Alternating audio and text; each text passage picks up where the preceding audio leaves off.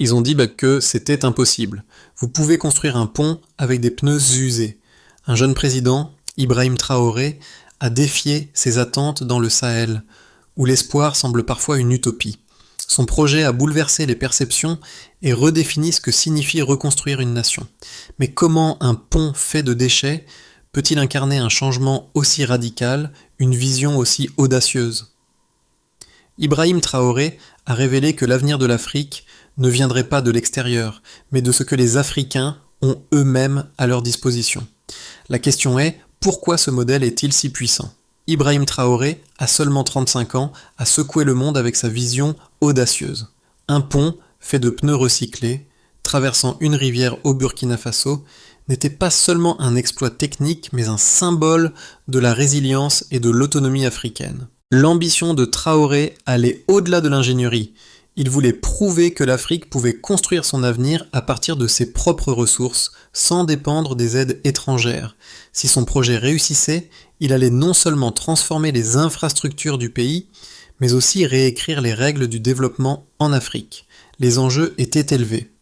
Le monde allait observer un défi direct au modèle de développement traditionnel dominé par les puissances occidentales. Et ce défi risquait de reconfigurer l'équilibre du pouvoir en Afrique et au-delà.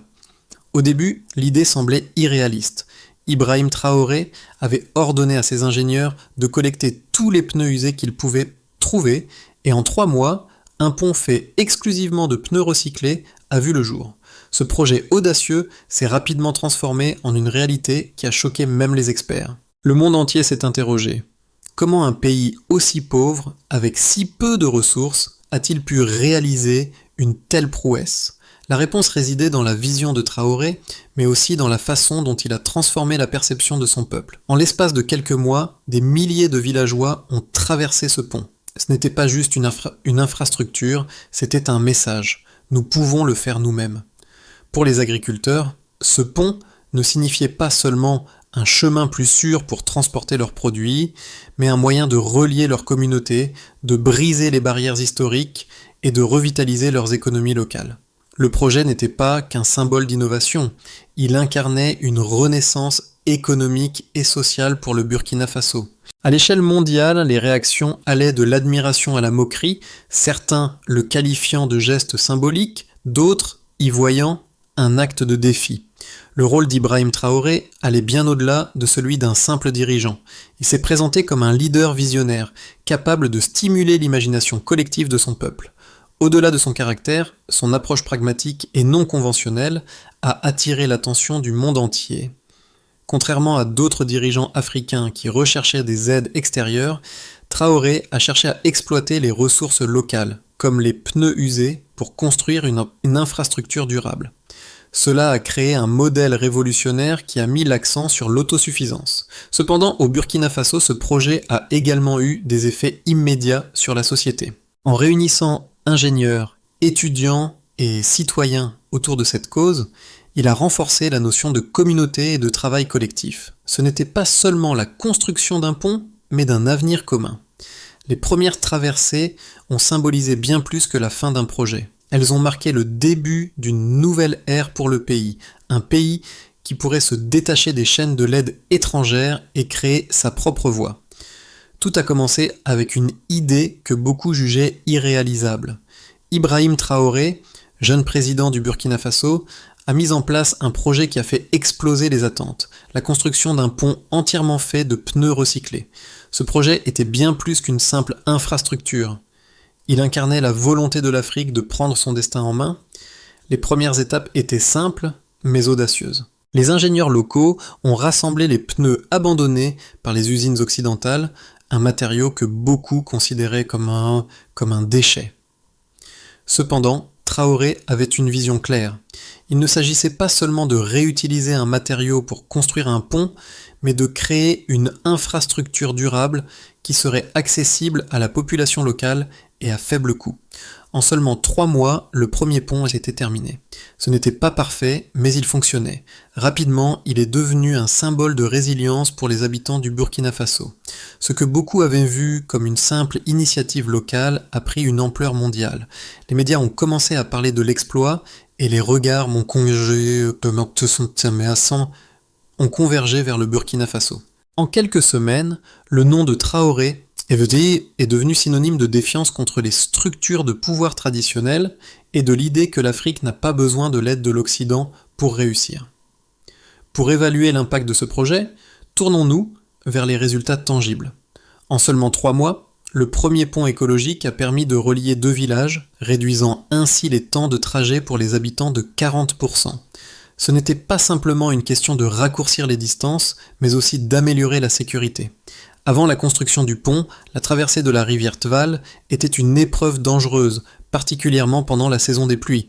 Le taux d'accidents mortels liés à cette traversée a chuté de manière significative, d'environ 25% par an après l'achèvement du pont. De plus, le projet a permis de créer une centaine d'emplois directs dans la région, principalement pour la collecte et le traitement des pneus usés. Cela a non seulement stimulé l'économie locale, mais a aussi renforcé l'esprit de communauté.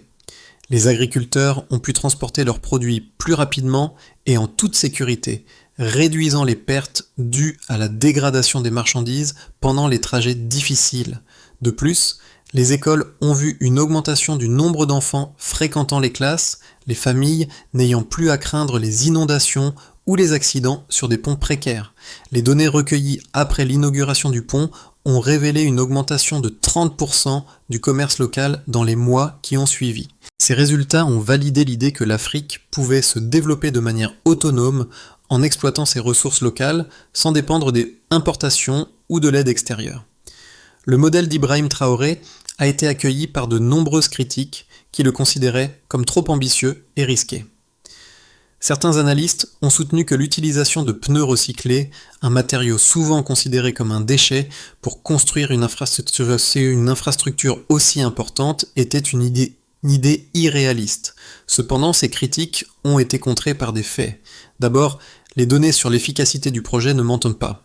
Le pont a résisté à des conditions climatiques extrêmes, prouvant sa durabilité et son potentiel pour être reproduit ailleurs. De plus, le coût de construction du pont était nettement inférieur à celui d'infrastructures traditionnelles, ce qui représente une victoire économique pour le pays. Au lieu de dépenser des milliards dans l'importation de matériaux de construction étrangers, Traoré a réussi à construire une infrastructure fonctionnelle et écologique en utilisant les ressources locales. L'argument selon lequel ce modèle ne pouvait pas être répliqué a été sérieusement mis en question lorsque d'autres pays africains ont commencé à adopter des initiatives similaires, inspirées par l'exemple burkinabé. Le Ghana, le Nigeria et même le Kenya ont lancé des projets pilotes utilisant des matériaux recyclés pour améliorer leurs infrastructures locales. Traoré a démontré que l'innovation n'a pas toujours besoin d'être onéreuse ou dépendante de technologies complexes. Elle peut provenir de la créativité, du recyclage et de l'adaptation des matériaux disponibles. En ce sens, son projet a permis de redéfinir l'idée de développement durable en Afrique. Alors que le monde commençait à comprendre l'ampleur de l'initiative de Traoré, une nouvelle dimension de son projet a émergé. Ce n'était pas simplement un pont, mais un catalyseur de changement. Ce projet a engendré des répercussions bien au-delà de l'infrastructure. À travers le Sahel, le modèle de Traoré a commencé à s'étendre. D'autres pays africains ont commencé à explorer l'idée de réutiliser les matériaux disponibles localement pour construire des infrastructures, réduisant ainsi leur dépendance vis-à-vis de l'extérieur. Les ponts en pneus n'étaient plus un concept isolé au Burkina Faso. Ils étaient devenus un mouvement symbolisant une Afrique qui se redéfinissait elle-même. La question de la durabilité n'était plus uniquement une question de matériaux, mais aussi de savoir si ce modèle pouvait être un moteur de changement social. En reliant les communautés, les ponts ont également permis de faciliter les échanges commerciaux entre les différentes régions, stimulant les économies locales. Le projet de Traoré a prouvé que l'Afrique pouvait non seulement se réinventer économiquement, mais aussi socialement. Ce n'était plus juste un pont physique, mais un symbole d'autosuffisance et de résilience pour tout un continent. L'impact du projet d'Ibrahim Traoré a été profond et s'est fait sentir à plusieurs niveaux. Tout d'abord, sur le plan économique, les bénéfices étaient immédiats. Le transport des biens s'est amélioré de manière significative, réduisant non seulement les coûts, mais aussi les pertes dues aux mauvaises conditions de transport. Les produits agricoles ont été acheminés plus rapidement vers les marchés. permettant aux producteurs locaux de vendre à de meilleurs prix. Cela a favorisé la croissance économique dans les villages isolés qui ont vu une augmentation de leur activité commerciale. Les écoles, autrefois inaccessibles pendant la saison des pluies, ont désormais une fréquentation plus régulière, ce qui a permis aux enfants de recevoir une éducation plus stable. Mais l'impact n'a pas été limité à la sphère économique. Ce projet a également eu des répercussions sociales importantes. Le pont a symbolisé la résilience du peuple burkinabé et leur capacité à surmonter les défis par l'innovation. Il a donné aux habitants un sentiment de fierté et d'autonomie. Le plus grand impact a été sur le moral de la population, qui a commencé à voir que l'Afrique pouvait se développer sans avoir besoin de dépendre des aides extérieures ou de l'exploitation des ressources naturelles par des puissances étrangères. Ce projet a montré que les solutions locales peuvent être les meilleures et les plus efficaces, surtout lorsque les communautés sont impliquées dans le processus de décision. Dans les 6 à 12 mois suivant la construction du premier pont, plusieurs scénarios ont émergé. Le premier, que l'on peut qualifier de scénario de base, prévoyait une adoption croissante du modèle de Traoré à l'échelle locale, avec la construction de plusieurs autres ponts à travers le pays. Cela a permis d'améliorer la connectivité entre les communautés rurales, de stimuler les économies locales et de créer des emplois supplémentaires pour les habitants. Le deuxième scénario, plus optimiste, envisageait une adoption du modèle au niveau régional, avec des pays voisins comme le Mali et le Niger, qui suivaient l'exemple du Burkina Faso. Ce scénario a été renforcé par les visites d'autres dirigeants africains et la formation d'équipes pour construire des ponts écologiques dans leur propre pays. Le dernier scénario, le plus ambitieux, envisageait un déploiement du modèle à l'échelle du continent africain. Cette vision comprenait la construction de plusieurs milliers de ponts en pneus recyclés à travers le Sahel et au-delà, ce qui aurait non seulement amélioré l'infrastructure, mais aussi servi de modèle pour d'autres domaines du développement durable, comme l'énergie et le logement. Dans ce scénario, le modèle de Traoré ne se limitait plus au pont, mais devenait un principe directeur pour l'Afrique. Pour ce faire, un financement régional serait nécessaire, mais ce financement pourrait provenir d'initiatives africaines sans recourir aux prêts internationaux. Quelle que soit l'issue, il était clair que ce projet avait ouvert la voie à un changement radical dans la manière dont l'Afrique abordait son développement. L'initiative de Traoré a touché les cœurs et l'esprit de nombreuses personnes à travers le monde. Au-delà des frontières du Burkina Faso, cette histoire a inspiré des individus, des communautés et même des gouvernements. Elle a démontré qu'un petit pays, même en situation de pauvreté, pouvait non seulement survivre, mais aussi prospérer grâce à la créativité et à la solidarité de son peuple. Pour les habitants du Burkina Faso, ce pont n'était pas juste un chemin qui reliait deux rives, mais un pont entre l'espoir et l'avenir. À l'échelle mondiale, l'impact de ce projet a montré que l'Afrique n'a pas besoin de dépendre des autres pour se développer. Il a également incité les jeunes Africains à revoir leur rôle dans la transformation du continent. Les jeunes ont vu en Traoré un modèle à suivre, un leader capable de défier les normes et de réinventer leur avenir. L'histoire de ce pont, en fait, résonne bien au-delà de l'Afrique. Elle a inspiré des mouvements dans d'autres parties du monde qui luttent pour leur propre autonomie et durabilité. En renforçant le sentiment de fierté et de responsabilité collective, Traoré a prouvé qu'une nation peut se construire de l'intérieur, sans avoir besoin d'une aide extérieure ou d'un modèle imposé. Cette vision a changé la manière dont l'Afrique et le reste du monde voient le développement, un processus qui commence par l'exploitation des ressources locales et le pouvoir des communautés. La clé du succès du modèle de Traoré réside dans sa simplicité et dans l'engagement de la communauté. Pour reproduire ce modèle ailleurs, 3 étapes principales doivent être suivies. D'abord, la première étape consiste à mobiliser les ressources locales. Au Burkina Faso, les pneus usés étaient une ressource sous-utilisée et Traoré a compris que cette ressource pourrait être transformée en infrastructure. Cette étape nécessite une sensibilisation des communautés et des leaders locaux sur la manière dont ils peuvent utiliser leurs ressources pour créer des solutions durables.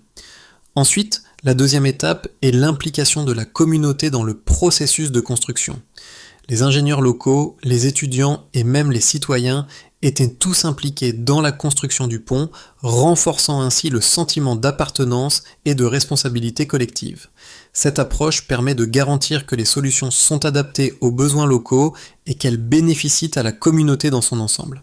Enfin, la troisième étape consiste à pérenniser les projets à long terme en formant des équipes locales qui peuvent gérer, réparer et entretenir les infrastructures construites.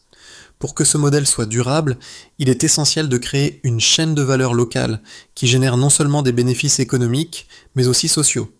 Cela inclut la création d'emplois locaux et le renforcement des capacités.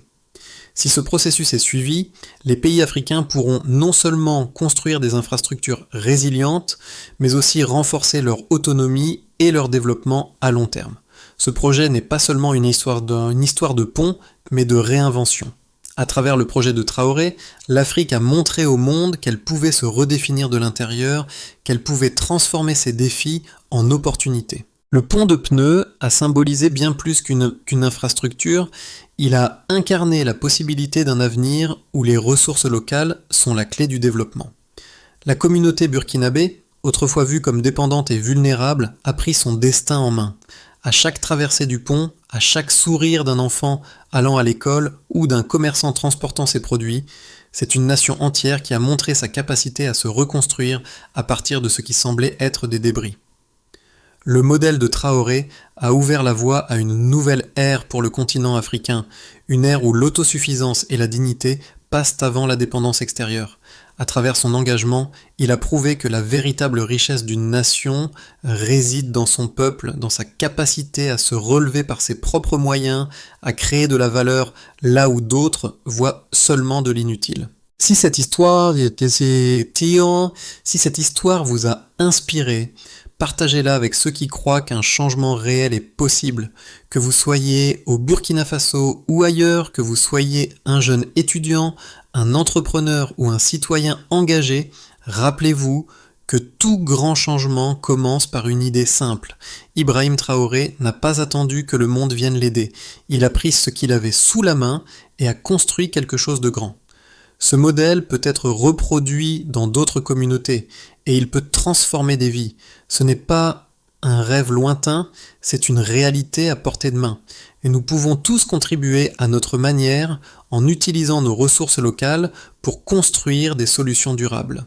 Si vous croyez que le changement commence par l'action locale, partagez ce message. Que le courage de Traoré inspire un mouvement mondial pour un avenir plus autonome et plus résilient pour tous.